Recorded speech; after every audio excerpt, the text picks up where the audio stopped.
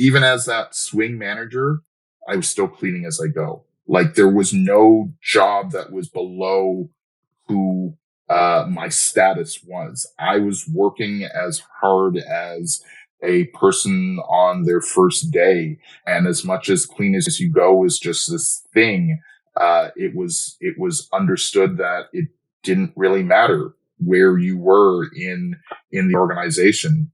This is what you did. This is what you did to help the rest of the team. It wasn't just, you're doing it, just so that you can pat yourself on the back. It's, I'm helping to clean because my friends and my other coworkers are going to do better in a clean environment. And it's another thing that I can, take in my leadership position right now is that I'm not above anything. Hi, friends. Ever wondered how you could turn your big ideas into results? I'm Maria Rio, your go-to guide for helping small nonprofits have real-world impacts. Together, let's reimagine a better sector, tackle systemic issues, and yes, raise some serious cash. Welcome back to The Small Nonprofit, the podcast where your passion meets action.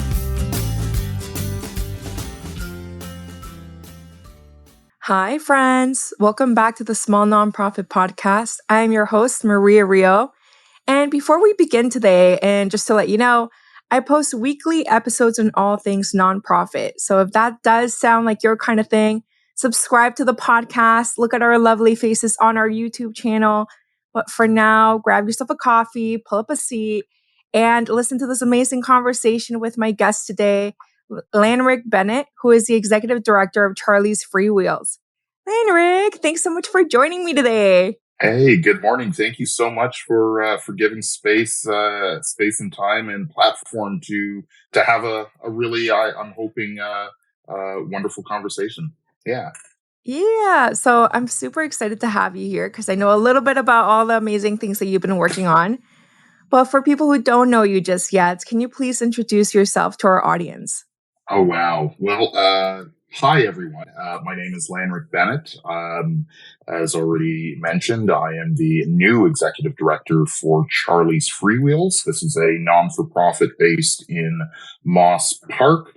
We work with 12 to 25-year-olds, incorporating bicycles as a sphere of leadership and understanding and freedom. We have a signature program called Build a Bike, where we have bicycles that are donated to us in all different types of conditions. And over an 8-week period, we work with our cohorts to rebuild a bike of their own. And they get to ride home with this bike with new wheels and new brakes. And it's a whole new bike, but it's totally unique to that person. And this program has been running for over 10 years, again, based in Moss Park, but our catchment hits to Regent Park, St. Jamestown, down to Corktown. It's a wonderful hub for the neighborhood, a neighborhood that is definitely seeing a lot of change, a lot of gentrification. But we are a flag in the middle of the neighborhood to give some really wonderful space to young people, and it's a safe space. And I'm really excited to be part of this organization. On top of that, I volunteer in many different aspects. I'm the first Toronto-based bicycle mayor. And this is a program orchestrated through a organization called Bikes, BYCS. They're based in the Netherlands, 150 bicycle mayors across the world. And I was appointed 2 years ago as Toronto's first bicycle mayor. My volunteer job is to amplify the voices of advocates throughout the city of Toronto, and, take it upon myself to insert some fun and exciting programming into the cycling community here in Toronto. One of my signature programs that I've been lucky enough to team up with my friend Robin on is a program called Kiddical Mass, where we have young kids bringing their parents and guardians with them on rides across the city. For the 2023 edition, we were able to team up with Evergreen Brickworks or Evergreen Canada, sorry, and we explored the ravines. So we had 20 or so riders with us, 4 different ravine drop-ins where we rode at least 5 to 6 kilometers from different neighborhoods across the city into the Humber, Black Creek, and Don Valley River system. A lot of fun there. My last little piece, always just centered on bikes. I volunteer with the Bike Brigade, which is, I believe, hitting their 3rd year, which is absolutely amazing. The Bike Brigade, based in the west end of the city, is a collaborative piece with over 900 riders where we get together and we deliver food to those that are in need.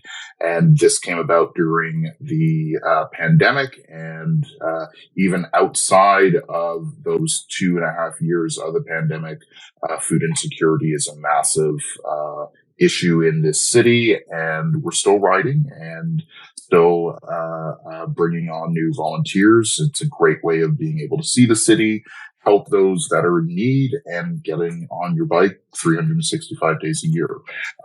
So that's me. I live in the east end of the city with my family, and I love being able to explore Toronto by bike. That's my signature way of getting around. That was a really long introduction, but that's who Lanrick Bennett is. No, I love it. And thanks for jumping into kind of the programming that your organization does, because I don't know, like for me as a kid, that would have been so empowering to have the own like autonomy and choice to put my bike together. It's also a learning experience and building community. So that all sounds so lovely and so empowering. It's quite, I have to say, I was a fan before, of course, ending up as the executive director, but to actually be in the space and watching these individuals work together. So, of course, they get their own frame of a bike, and they work with our mechanic to understand how bikes work, how they interact with a person's legs and their hands, and they really get a understanding of what this tool is going to be for them after 8 weeks. But you're also seeing individuals being able to help one another. One of the wonderful things about this program is we also offer a full meal with the participants. So, you're working through on your bike for a couple of hours, and everyone's hungry, and we bring them into the kitchen and we make a dinner for them there, and they get to talk about their day and talk about their bike and just talk and really just have a place to hang and to see it from the outside. It's an amazing opportunity where you don't have to do a lot, but a lot is given through the time and space that is put forth for the individuals that take part in the Build a Bike program. So I know that's a bit biased of me to kind of put forth, that kind of sell, but it is pretty amazing that a small activation can pay dividends going outside of the realm of your flash and pop. It's building a bike, right? I mean, it's simple to say, but it's transformative. It really is. I love it.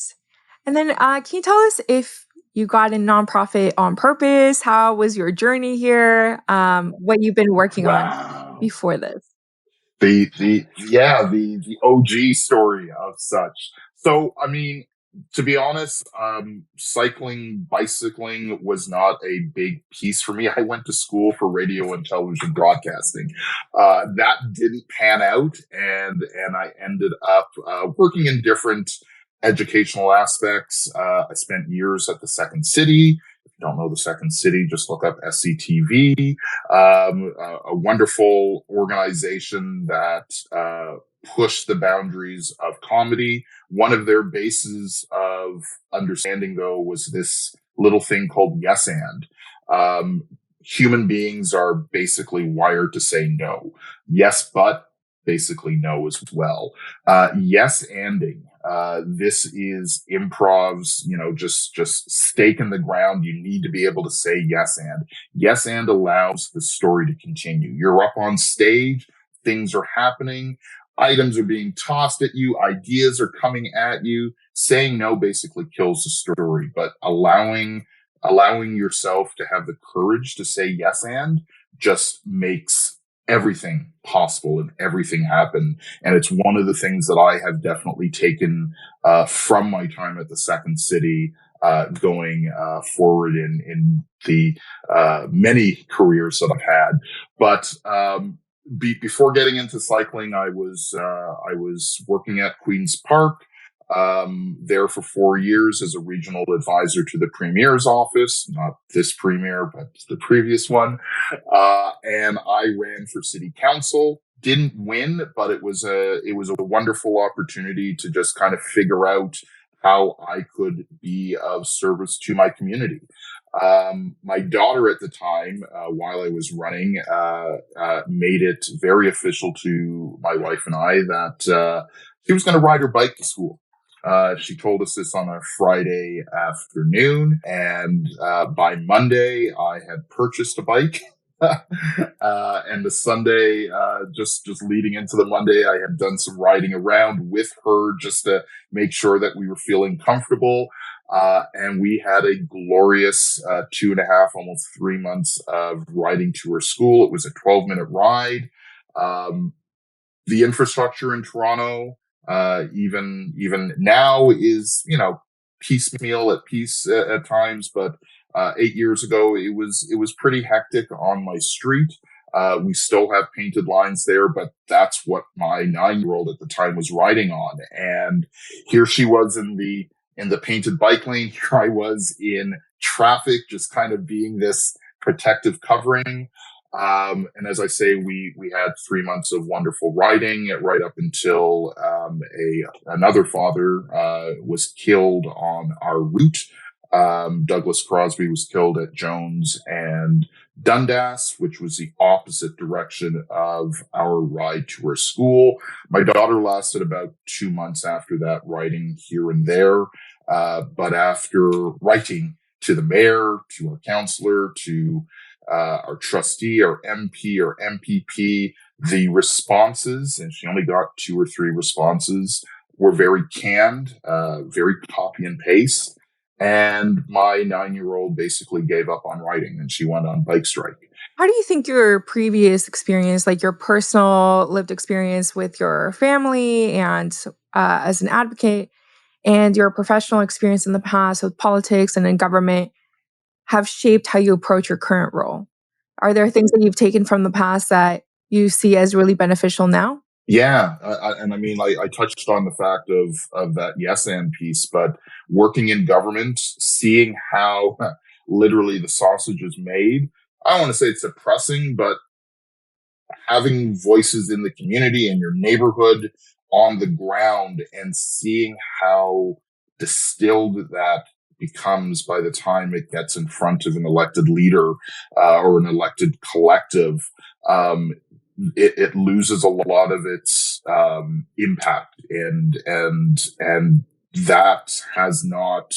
We have not. Our elected officials, the from your municipal, federal, provincial, have not done a good enough job allowing for those voices to really be heard at a top tier level. And so seeing how that process is done and working in the environment that I am in now, how I voice the things that I'm advocating for, how I give presence to those items and aspects.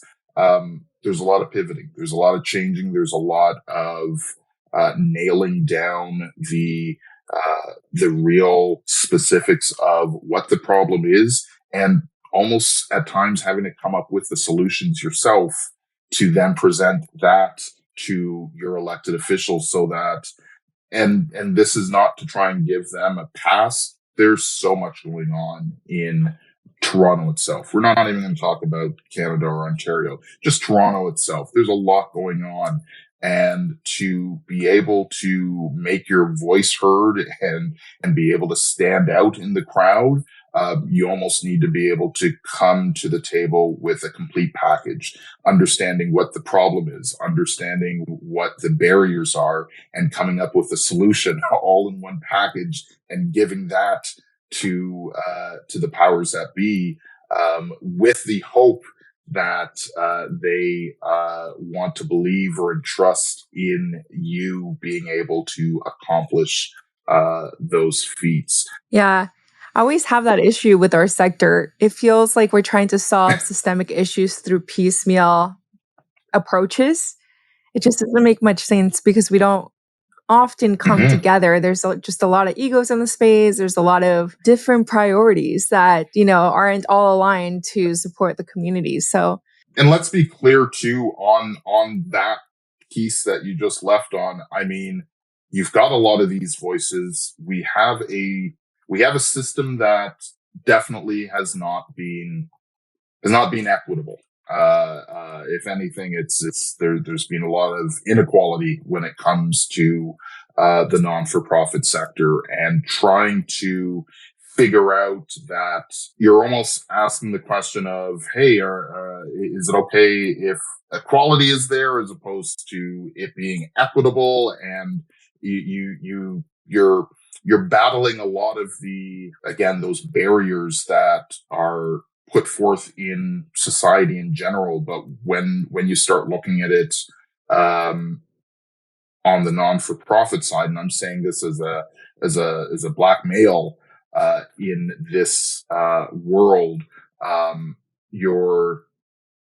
your voice is brought forth and who's listening to that voice are added barriers. And this isn't a Crimea River Lanrick scenario. This is a problem that is not being talked about enough, and it's not being assessed or worked on, so that there is a better footing for all types of non-for-profit voices to be heard, seen, funded. It's a bit of a mess. You know what I mean? Like it's not something that, again, it's not something that people are bringing to the table enough, that on top of all the other things that we're trying to figure out to keep ourselves afloat, you've got an equity issue that has not been solved, and in some cases, those with the levers of power don't want it to be fixed.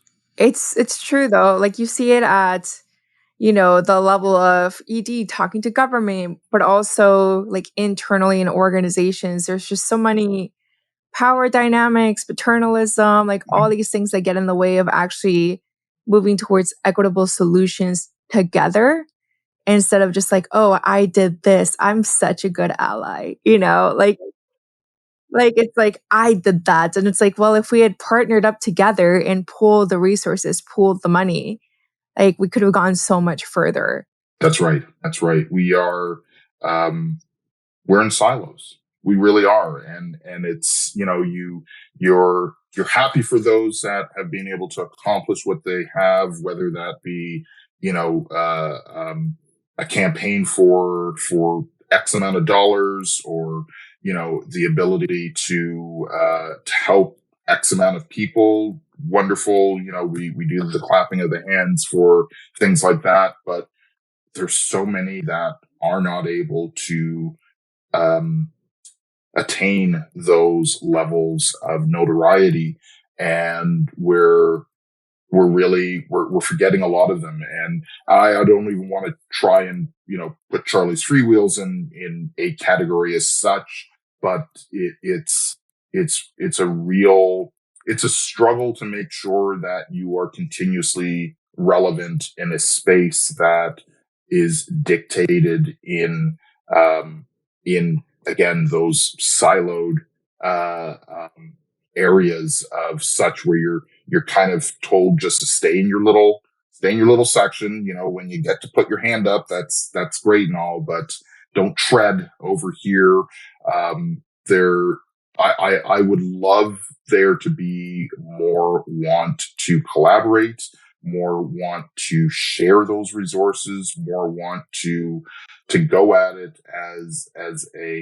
um, as a loose fitting, just collective of such. I think we're all in it for the right reasons.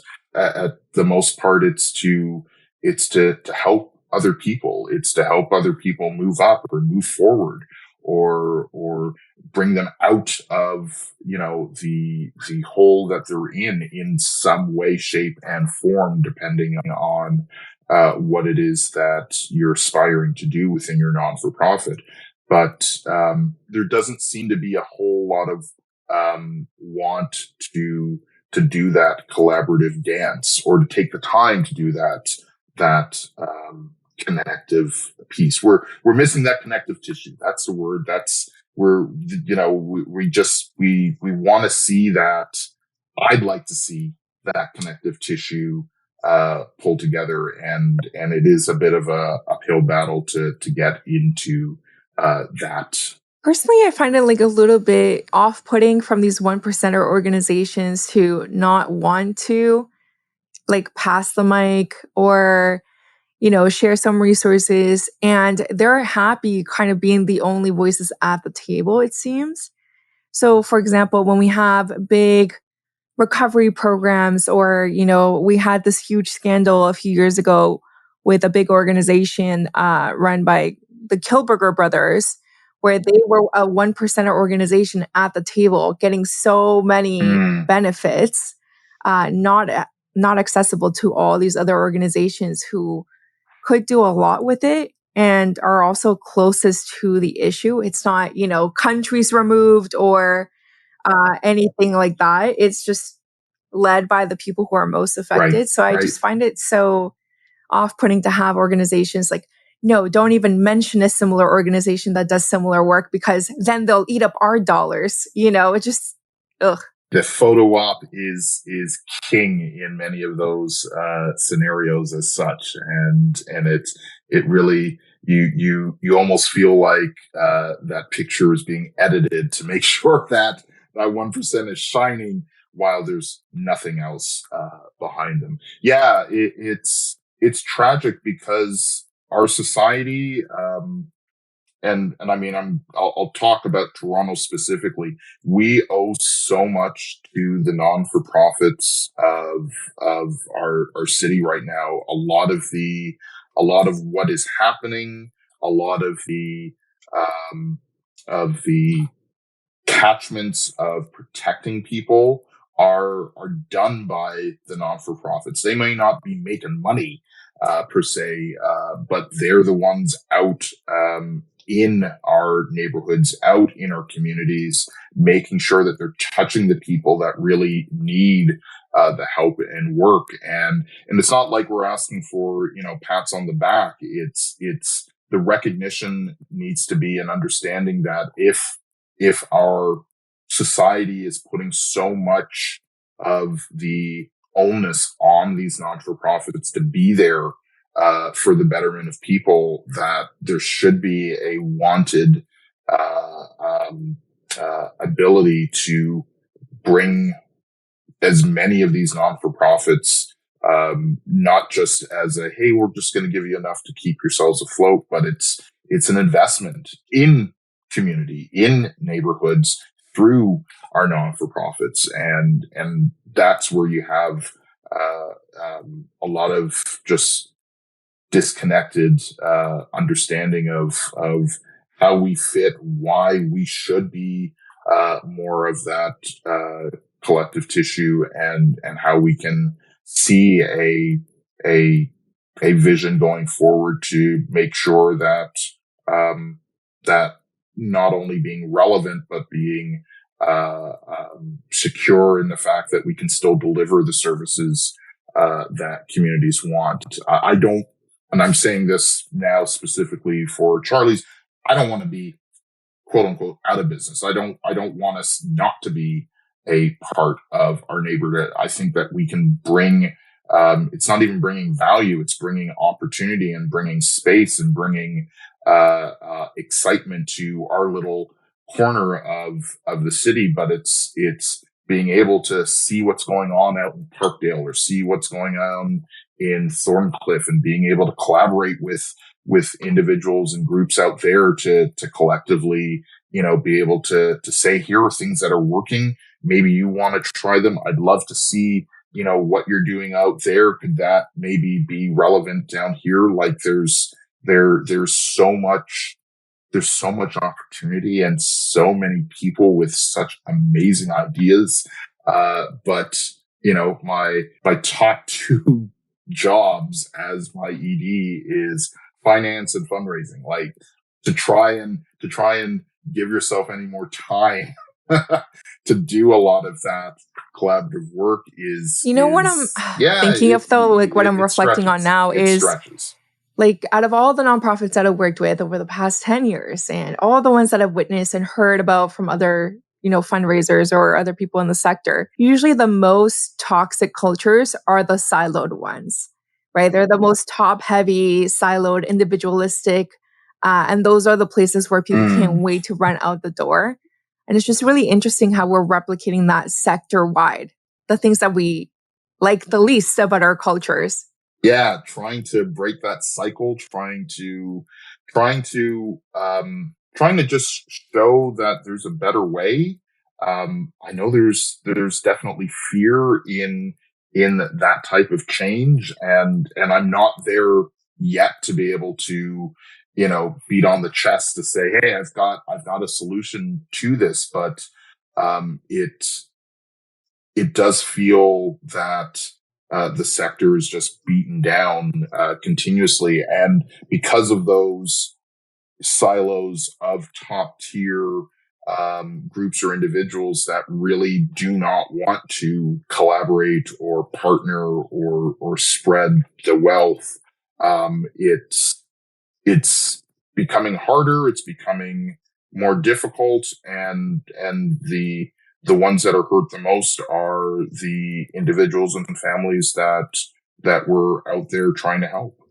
And what an unfortunate situation for those people that the non-for-profits that they lean on may not be able to do or maximize the work that benefits the communities and neighborhoods and such. I think it's hard to wrap your head around because usually the leaders are either, too busy or not interested or just don't even understand why it's important. So how I've tackled it in the past has been to just kind of go for it without asking for permission. So yeah. So like, for example, the last team that I ran at a food justice organization, we just reached out to another food justice organization and we said, hey, we're both working on community-centric fundraising.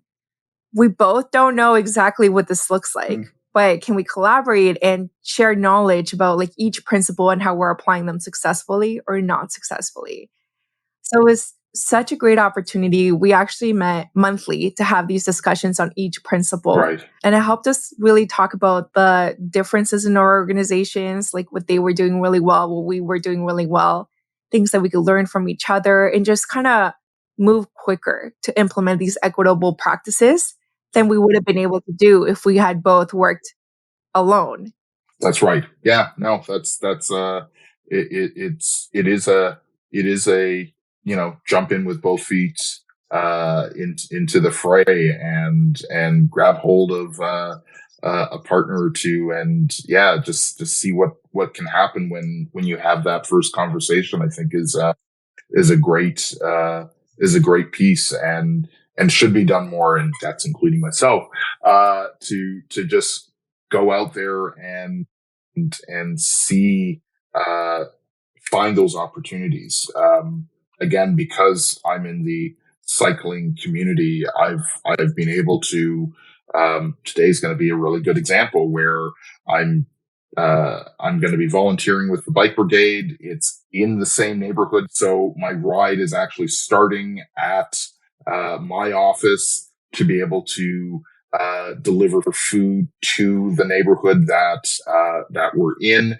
And it's not something, where we're conspiring to get together. It's a nice and natural fit where I can provide a bit of space to bring some people together to be able to go out into the community to showcase what the bike brigade is all about, to also be able to talk about Charlie's, and to be able to do it on our rides.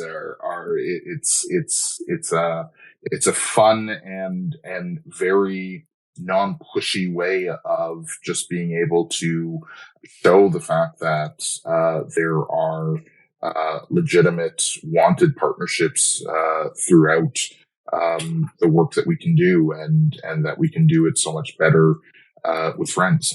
I think that's where your term that you used earlier, like a culture of collaboration, can really come in. So what does that look like internally and externally? What does that mean? Oh, what does that mean? It means shedding egos. It means opening doors. It means saying yes, and not every idea is going to work. Not every idea is the greatest thing since sliced bread, but saying yes, and really does allow for others to feel comfortable being able to speak and being able to share. And that collaborative piece, an idea could come up during a conversation or during a meeting that does not work within the time frame that you're talking about, but it's written down, it's kept as notes. 6 months later, oh my gosh, we had this great idea that can manifest itself into something even better now that we're at this stage. A lot of it is really being kind to one another on that level of, I want to hear from you, I want to hear your ideas, and I want to give the space to be able to have those conversations and have them openly. And it may not always be a positive, sun is shining out there. It's a bleak day outside right now, but there's opportunity in that, and really it is finding the courage to say, yes, I want to hear from you, and yes, I want to share with you, and yes, we should just be able to do things together without the fear of you getting a leg up, or of me being able to hoard what I've got. It's saying yes. Everyone should just go to Second City and just start doing improv together. That's what we should all do. Find a stage and just do a few improv shows. But yeah, I mean, really, a lot of it is just finding the courage to say yes. I want to find the courage to say yes to many more people and many more opportunities to really forward the conversation, so that we can all benefit on the dividends that are going to be put forward. And I love how you're talking about finding the courage, because especially leaders, they might feel very scared to admit, like, oh, my idea was not the best. The idea that was the best came from a team member and it worked the best, and giving them credit and all these things Yeah. that any good leader should do. Or if I do something that's below my station, how are team members going to interpret that? So there's just a lot of like fear and need to be vulnerable when trying to build these like collaborative spaces. One of my first jobs was I was 14 years old, and I was working at McDonald's, And my crew trainer at the time was talking about cleaning as you go. And just, it's that thing that you do in your station. You're always cleaning as you go because there's a mess here and there. And I worked at McDonald's from 14 to 18. So I made it from, working in the drive-through to the front tills up to becoming a swing manager at the time. Even as that swing manager, I was still cleaning as I go. Like there was no job that was below who my status was. I was working as hard as a person on their first day. And as much as clean as you go is just this thing, it was understood that it didn't really matter where you were in the organization. This is what you did. This is what you did to help the rest of the team. It wasn't just, you're doing it, just so that you can pat yourself on the back. It's, I'm helping to clean because my friends and my other coworkers are going to do better in a clean environment. And yeah, it's another thing that I can, take in my leadership position right now is that I'm not above anything. I've got this amazing mechanic that works with us, Stephanie, at Charlie's FreeWheels. She's also our educator as well. And I think, and I'm not putting her on the spot here. But like my first couple of weeks there, and I'm in the workspace, and I know she was kind of like, I'm doing this thing, Lanrick. Do you mind just like sweeping the floor for me? And it was just like, oh my gosh, I got to sweep. Like it honestly, it made me feel like I was much more a part of the organization, being able to do physical something that I knew would help because yeah, we had stuff all over the floor of the workshop and we needed to make sure that it was clean for the next cohorts to come in. And it was like, yes, my only thing is I didn't know where the brooms were. But like it made me feel so good that she could come to me and just like, hey, this is part of the overall of what we do in this space. And I want you to be a part of what we do. And it's not a part of my, litany of things that I'm supposed to be in charge of, but I'm sweeping the floor. That's okay. That's just adding to the overall success of our organization, doing top tier things, fundraising, meeting people, whatnot, and sweeping the floor. That's okay. Yeah. I think it also really helps understand all the aspects of the operations. So if a staff person comes to you and they're like, hey, I need a vacuum. And if you had never swept, maybe you would have been like, why? That makes no sense. Right.